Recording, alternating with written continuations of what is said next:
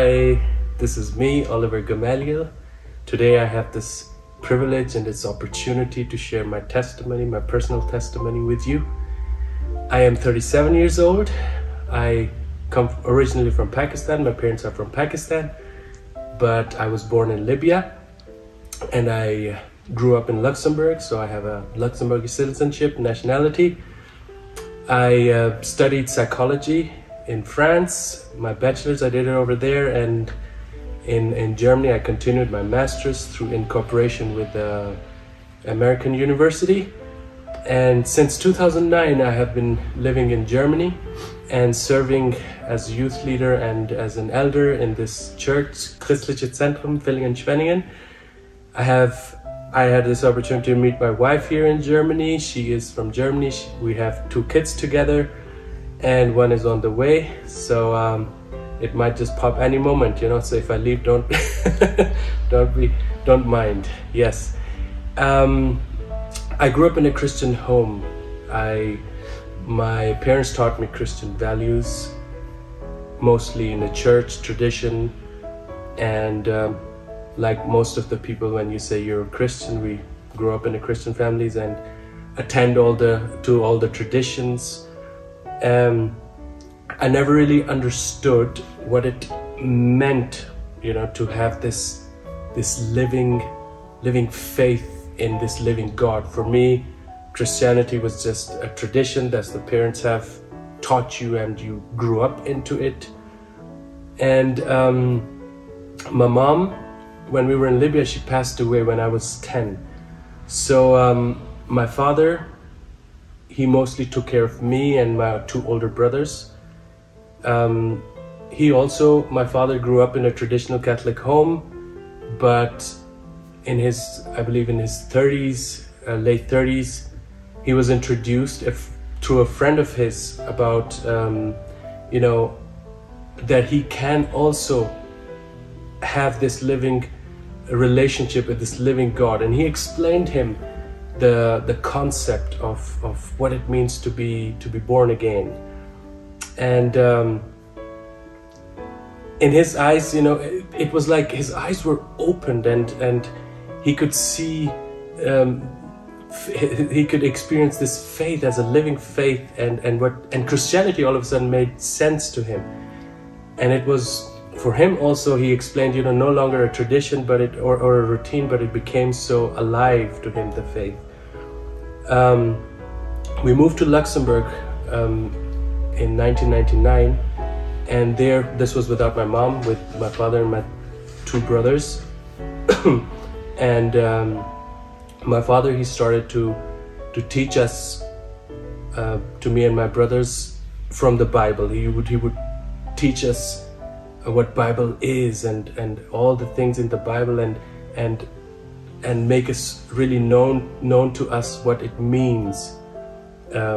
You know, he would explain things to us, and it started causing a little bit of interest in me about knowing more. And I would always be there when he would say, come, let us sit together as family, let me share with you about Bible and about God. And it felt, I would say, you know, from what I was used to, it felt different. It felt so genuine and real when he would tell us things from the Bible, and I could see also that his life was being transformed, that he was no longer the same person. So you know, it was like I could see something is happening to him. This whatever he's teaching us, it has impact on his life also. And you could somehow see, I could somehow see the love of God, you know, changing my father's life also. So this is like causing a deep interest for me for God and for this new faith and religion.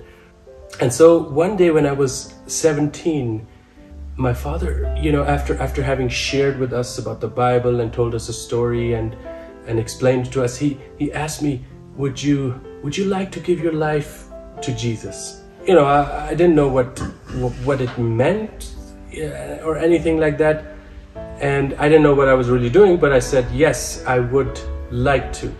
So he was very excited. He said, come then, pray with me, repeat after me, this short prayer, and I was like, okay, if you want. This prayer was like a prayer of surrender. It was like speaking to God that I believe in you, God, and I wanna give my life to you, and he was, and to ask him to Lord, please forgive my sins and my past sins, and I want to surrender my life to you from this moment on. And when I did that, I experienced something. It did something to me. I saw the joy on my Father's face. It's about really recognizing also that Jesus, he has paid the price. We wear cross as a jewelry, but many times we don't know. But it was like coming to this recognition that Jesus has truly paid the price for my sins, and I can put my faith in him, and completely, he gives you a new life. And that's exactly how I felt at that moment, that something new had happened. And I really felt like a new person. The next day, I remember when I prayed, just a normal prayer, I felt this supernatural peace overtaking me and my heart, my whole being, with an unexplainable joy. And for me, it was the best thing that could ever happen to me. I had, as I said earlier, I had lost my mom, and I grew up to be an angry young boy. I was very unsettled because we had moved from country to country. I've changed school to school. I was very unsettled.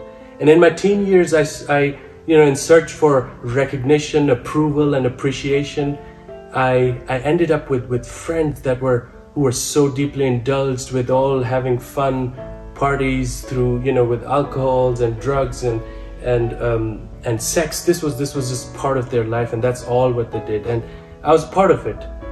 And when I put my faith in Jesus and I gave my life to him, it was like God gave me a new identity. I felt so new. I felt so like a new creation. And he gave me also new interests. And sooner, I very, very early I started then losing interest by being with my friends and doing all these things. I remember as a kid when someone would hurt me, I would miss my mom so much, and many times I would cry the night, and my pillow would be so wet in the morning. And when I put my faith in Jesus, it was like something new. It didn't happen to me. He filled my heart with so much joy because I was so meditating by reading the Bible and Jesus's words. They gave me such a joy and a purpose of life. And really, I tried then again to mingle with my friends, and somehow I could not. And they were also argue with me that, hey, you don't have to be so radical. You need to have fun in your life. And it was like I could still have fun, but my enjoyment was no longer into the things, into these things like drugs, alcohol, and sex and stuff like that. And I found this long-lasting joy in Jesus, and it was hard to explain it to them. It has to be personal, like it was personal to me, but for them it was nothing like that. And there's a passage in the Bible that, in the Gospel of John in chapter 3, where a religious leader called Nicodemus, he comes to Jesus, in the middle of the night, and tells him, hey, Rabbi, I know that you're a teacher, you have come from God, and because you perform signs and miracles.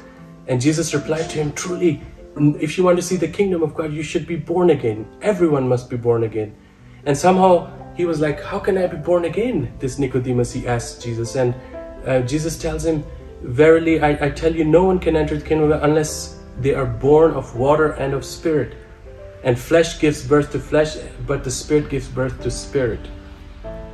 I knew that I was born again. You see, we are all born once in flesh, but we need to be born again, and that is this time by the Spirit of God, where Christianity is no longer a tradition but a living relationship with Jesus.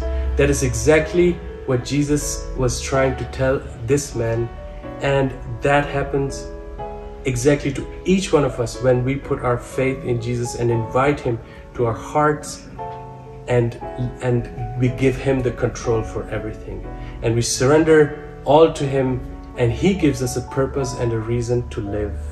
He fills our heart with unending joy. So He did with me, peace. And I'm very thankful. I consider myself to be a very blessed man. I'm very thankful, and I'm very thankful and grateful for the grace of God. And not once I have regretted in my life being with Jesus.